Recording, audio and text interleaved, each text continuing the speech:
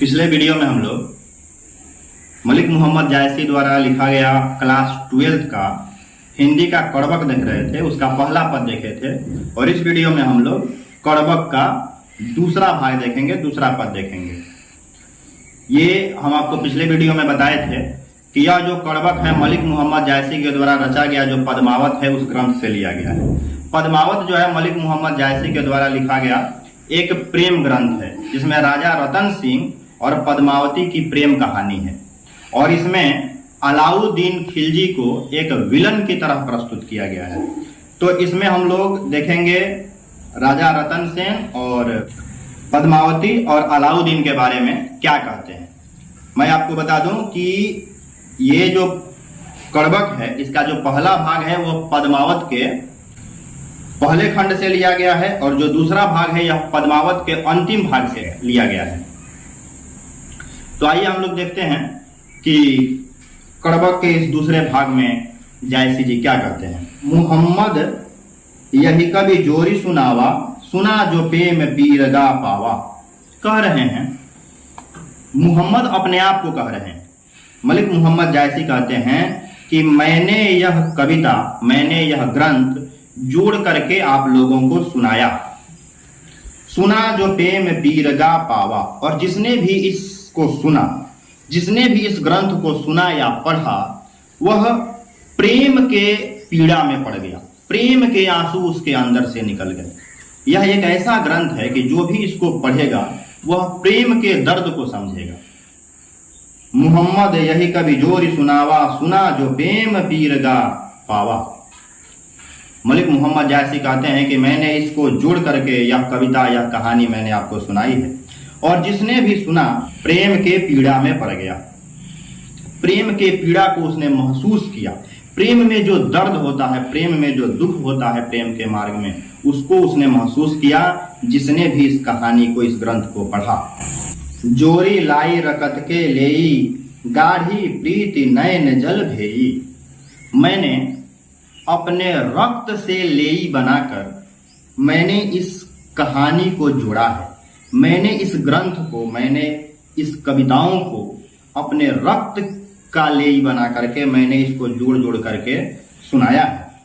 अर्थात रकत की लेई का मतलब है कि खून से बना हुआ लेई। इसका अर्थ ये हुआ कि इस ग्रंथ को लिखने में जायसी जी ने सर्वाधिक मेहनत किया है। रक्त का लेई का मतलब कि इन्होंने अपना खून पसीना लगा दिया है इस ग्रंथ को लिखने में। गाढ़ी प्रीत नयन जल भेई। और ऐसा प्रेम का वर्णन इसमें किया है, प्रीत का इस ग्रंथ में ऐसा वर्णन किया गया है कि जो भी इस ग्रंथ को पढ़ता है उसके आंख आंसू से भर जाते हैं। नयन जल भेई, उसके आंखों में पानी आ जाते हैं, प्रेम के आंसू छलक आते हैं इस ग्रंथ को पढ़ने के बाद। कहते हैं मलिक मोहम्मद जायसी कि मैंने इस ग्रंथ को रचने में सर्वाधिक मेहनत किया है। और जो लोग भी इस ग्रंथ को पढ़ते हैं, पद्मावत को, वह उनके आंखों में प्रेम के अश्रु छलक आते हैं। औ मन जानी कवितयस किन्हा, मकुयह रहे जगत मह चिन्हा। मैंने मन में यह लालसा लेकर के इस ग्रंथ की रचना की है कि मैं रहूं या न रहूं, इस जग में, इस दुनिया में मेरा यह चिन्ह रहे, कि यह मुझको याद दिलाता रहे, लोग इसके माध्यम से मुझे याद करते रहें। यह सोचकर मैंने इस ग्रंथ की रचना की है। कह रहे हैं जायसी जी कि ओ मन जानी कवितयस किन्हा।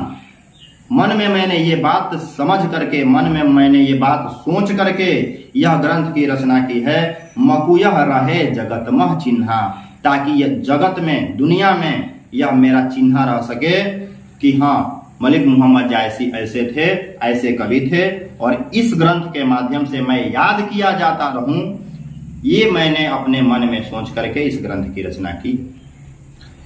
कहाँ सो रतन सेन यस राजा, कहाँ सुआ अस बुद्धि उपराजा। अब वो रतन सेन राजा कहाँ है, कहाँ सो रतन सेन यस राजा। अब रतन सेन जैसा राजा कहाँ है। कहाँ सुआ अस बुद्धि उपराजा। और कहाँ उनका वो सूगा है। राजा रतन सिंह के पास एक बहुत बुद्धिमान तोता था, जो तोता राजा रतन सिंह को बुद्धि दिया करता था। उसी तोते की बात, उसी सुग्गा की बात यहाँ पे जायसी जी कर रहे हैं। कह रहे हैं कि कहाँ सो रतन सेनियस राजा, कहाँ सुआ अस बुद्धि उपराजा। रतन सेन जैसा अब राजा कहाँ है, और उस सुगा जैसा अब सुगा कहाँ है जो इतना बुद्धिमान था। कहाँ अलाउद्दीन सुल्तानू, कहाँ राघव जय किन्न बखानू। कहाँ वो अलाउद्दीन सुल्तान है। अब वो अलाउद्दीन सुल्तान, अलाउद्दीन खिलजी की बात करते हैं, अलाउद्दीन सुल्तान अब कहाँ है। कहाँ राघव जय किन्न बखानू, और वो राघव कहाँ है। राघव चेतन जो थे वो रतन सेन के दरबारी थे। तो राघव ने रतन सेन और अलाउद्दीन खिलजी के बीच में जो भी विवाद था, जो भी झगड़ा था, उसका पूरा वर्णन राघव ने किया था। कहाँ अलाउद्दीन सुल्तानू, कहाँ राघव जय किन्न बखानू। अब वो अलाउद्दीन सुल्तान कहाँ है और अब वो राघव चेतन कहाँ हैं जिन्होंने इस पूरी घटना का बखान किया था। कहाँ स्वरूप पद्मावती रानी, कोई न रहा जग रही कहानी। वह रूपवती रानी जिनका नाम पद्मावती था, वो पद्मावती रानी जो बहुत सुंदर थी, वो अब कहाँ है। स्वरूप का मतलब होता है सुंदर। पद्मावती रानी, रतन सिंह की जो रानी थी उनका नाम था पद्मावती। कहाँ स्वरूप पद्मावती रानी, अब वो सुंदर महारानी पद्मावती कहाँ है। कोई न रहा जग रही कहानी, कोई नहीं है अब बस उनकी कहानियां हैं। न रतन सेन है, न उनका सुगा है, न अलाउद्दीन है, न राघव चेतन है और न पद्मावती हैं। अब ये कोई नहीं है, बस इनकी कहानियां ही अब इस दुनिया में। कोई न रहा जग रही कहानी, कोई नहीं है, बस उनकी कहानियां ही इस दुनिया में है। धनिसो पुरुष जस कीरति जासु, फूल मरे पे मरे न बासु। कह रहे हैं मलिक मोहम्मद जायसी, बहुत बढ़िया लाइन लिखे हैं कि धनिसो पुरुष जस कीरति जासु। वे पुरुष धन्य हैं जिनकी कीर्ति अमर होती है, जिनका यश अमर हो जाता है। लोग मरने के बाद भी उन लोगों को याद करते हैं, ऐसे लोग धन्य हैं। धन्य है वैसे लोग जो मरने के बाद भी याद किए जाते हैं, अपने नाम के वजह से, अपने यश के वजह से, अपने कीर्ति के वजह से, जिनका यश चलता रहता है। फूल मरे पे मरे न बासु। फूल के खत्म हो जाने के बाद भी, फूल को यदि मसल दिया जाए, फूल यदि झड़ जाए, फूल यदि सूख जाए, उसके बावजूद भी फूल की जो खुशबू होती है, फूल का जो सुगंध होता है, वह बहुत देर तक बना रहता है। फूल के नष्ट हो जाने के बाद भी उसका सुगंध बहुत देर तक बना रहता है। कई न जगत जस बेचा, कई न लिन्ह जस मोल। जो यह पढ़े कहानी हम समरे दुई बोल।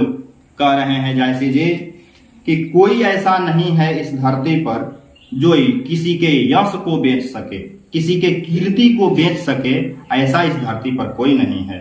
और कोई ऐसा नहीं है जो किसी का यश, किसी की कीर्ति को खरीद सके।